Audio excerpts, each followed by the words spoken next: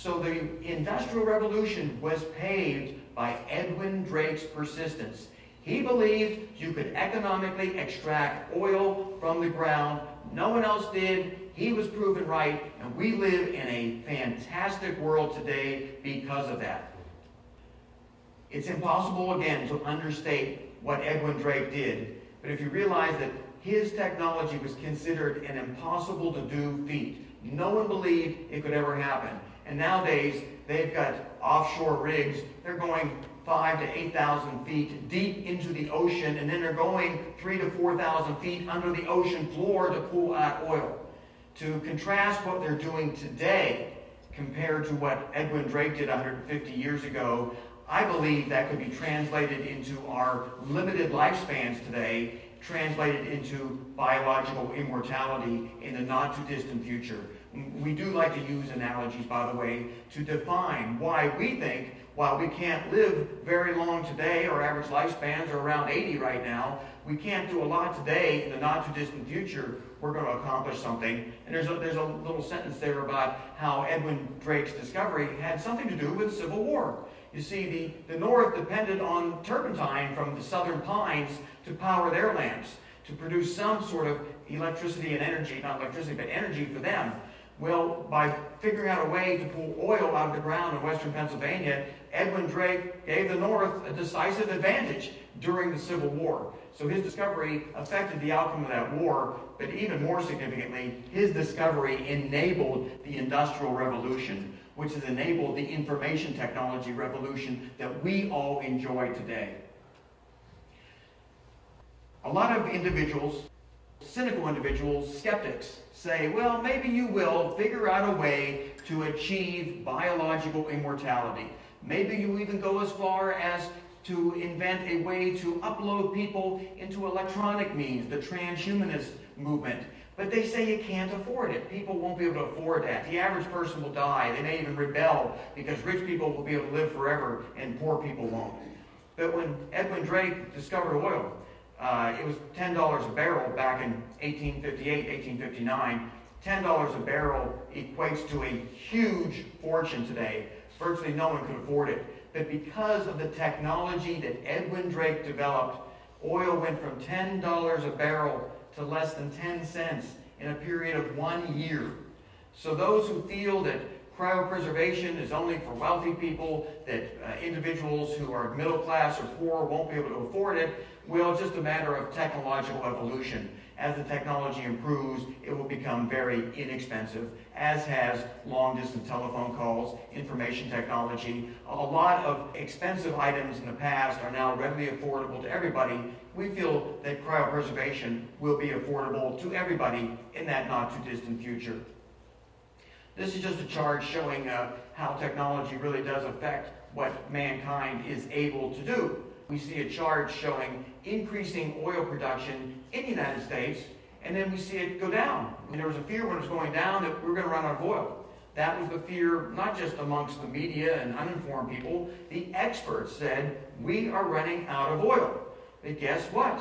An individual named George Mitchell in Texas, it's a free enterprise individual, thought, what if we do some fracking? What if we do some horizontal drilling and tap the oil that we're unable to pull out of the ground? And guess what? It worked. It worked in a way that the United States is going to become the largest energy producer in the world in the not-too-distant future. So this chart shows 2010 and the amount of oil production increasing. That's going to continue to exponentially increase, both oil and natural gas, to the point where it's going to create prosperity in this country. And prosperity, by the way, is very good news for us, because when we start operating more efficiently as a country, it enables more resources to be put into longevity research and immortality research. So there's very good news when it comes to an area that you wouldn't associate with this holiday, and you might not associate with a talk in a church of perpetual life, but it does analogize what happens when technology is evolved. There is a book that I've been familiar with for the last 20 years. You can order this book on Amazon. There's used copies available. The Good Old Days, They Were Terrible. It's the title of the book. And each chapter is only about 2 or 3 pages long. It's a great book to get because it tells you how things really were in the late 19th century and early 20th century for those who like to romanticize about how much better they think things were in the past. And on a December 24th holiday, there's all kinds of images of festive activities and people maybe being in a better spirit, maybe less stress. I can guarantee you, after you read this book, those people in the late 19th century, early 20th century, they had a lot more stress than what people have today. Number one, they all had chronic medical problems, ones that caused them pain and suffering every single day of their life, problems that we go to a doctor and they'll prescribe a pill, they'll prescribe a lifestyle change, and our problems go away. Let's talk about heartburn. 40% of the American public suffers from heartburn to one degree or another. Some of it severe, some of it mild. But if you lived in the late 19th century, early 20th century, they might give you some calcium, some magnesium, some aluminum, if they even had it back then, and that would be like a Band-Aid. You would still have chronic heartburn. They didn't have the medications they do today. They didn't even know why it occurred. So people would suffer from that one problem, about 40% of the public. So if you imagine someone in 1900 being in any way better off today, and they had chronic heartburn, I don't think they were. And nowadays there are medications that can be prescribed to temporarily alleviate it. If you make some lifestyle changes, the good news is it goes away. Now, one of the commitments I have with this church is that every time you attend a lecture, you're going to learn something that maybe you didn't know before. And that information possibly will result in you or someone you care for, their lives can be saved. So what we're going to talk about here, this is probably the next to last slide for this presentation, is a disease that nobody wants to hear a diagnosis about, be it for themselves or for someone they care for. Pancreatic cancer kills virtually everybody who contracts it, and it's not always a pleasant death. It occurs rather quickly also for people who are diagnosed at an advanced stage, which is when most people are diagnosed. There is an FDA-approved treatment, not approved to treat pancreatic cancer, approved to treat other cancers, when it's administered only 3 days prior to pancreatic cancer surgery. It results in meaningful improvements in 2 and 3 year survivals. You look at this chart, the group that was given a moderate dose of interleukin-2. This is an immune-boosting drug approved to treat cancer decades ago. And it doesn't work very well for its approved uses because the cancer patients, by the time they get the interleukin-2, they typically have advanced metastatic disease. Interleukin-2 is approved mainly to treat advanced metastatic melanoma, renal cell carcinoma, cancers that when they're in advanced stages, virtually nothing's going to work. But if administered before surgery in pancreatic cancer, dramatic improvements. You look at the 2 year survival rate in people getting interleukin-2. 33% of them are still alive. If that number doesn't seem very high to you, understand most people don't make it 2 years. The control group, only 10% of them were still alive. And these were people, by the way, who were candidates for pancreatic cancer surgery. Most people diagnosed aren't even candidates for that. You go out 3 years, 22% of the interleukin-2 group still alive. None of the control group. 100% of the control group were dead. 22% alive. So if pancreatic cancer is ever diagnosed in someone that you know, this is information that's available, by the way, on the internet. You can type in interleukin-2 and pancreatic cancer, pull up the study, run that study to that patient and their doctor or your doctor and say, administer me 9 million units of interleukin-2 3 days before surgery. It might work better if it was administered 7 days before surgery. There's a number of other ways to improve survival. The pancreatic cancer surgery, by the way, it's called the Whipple Procedure.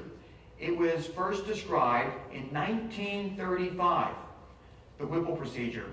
It involves removal of a portion of the stomach, small intestines, the liver, the pancreas, or a good portion of the pancreas. It is an incredibly mutilating surgery. It creates myriads of side effects, and yet patients administered the interleukin-2, their post-operative complications were only 33%. And the people not administered the interleukin-2, 80% of them suffered severe post-operative complications. And these complications I won't go into in detail, but they laid people up in hospitals for about 3 weeks. However, the interleukin-2 group, they got out of that hospital in about 12 days. So there's nothing but good reasons for prescribing low-dose or moderate-dose interleukin-2 prior to a cancer patient undergoing a surgical procedure. And for those who don't know, surgery itself reduces immune function rather dramatically. And it's one of the reasons why when cancer patients undergo surgery, it seems like their cancer starts spreading very quickly thereafter.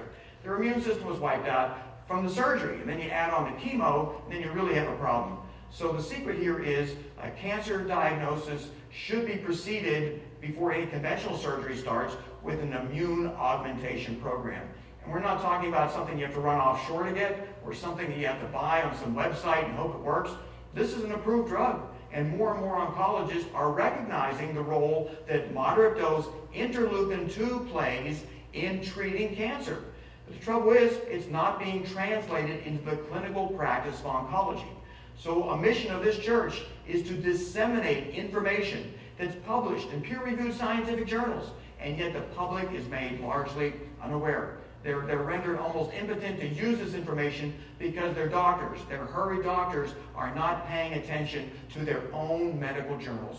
So that's the little tidbit of information that I wanted to disseminate this December 24th. And 1 out of 70 people, I'm afraid, will be diagnosed with pancreatic cancer sometime in their life. Virtually everyone will die from it. But you now know of at least one therapy that can dramatically improve your odds of surviving.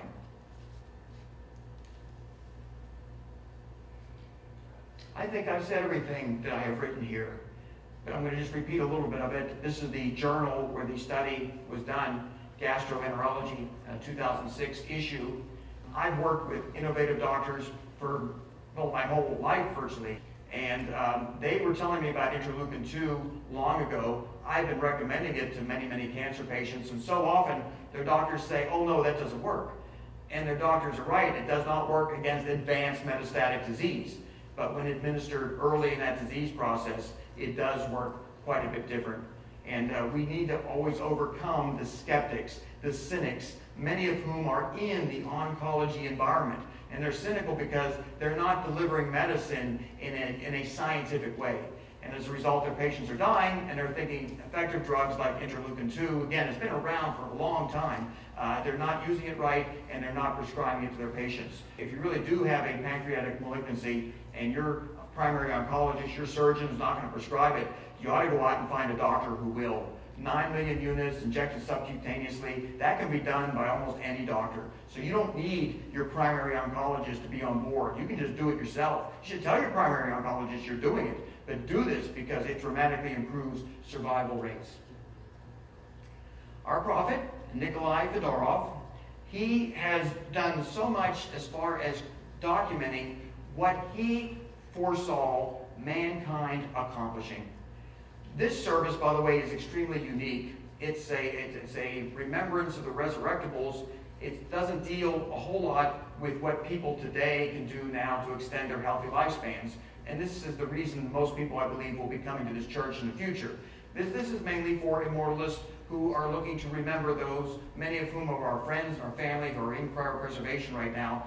But one little point about Nikolai Fedorov I want to make very clear. He advocated that we accelerate technology so that everyone alive today stays alive. He was a fanatic about not squandering our resources on war and discord. He felt mankind should unite to figure out a way how to prevent people from dying. But he went further than that. He felt that not only did we need to accomplish universal salvation in today's world, but that we had an obligation to our fellow human beings who were already deceased.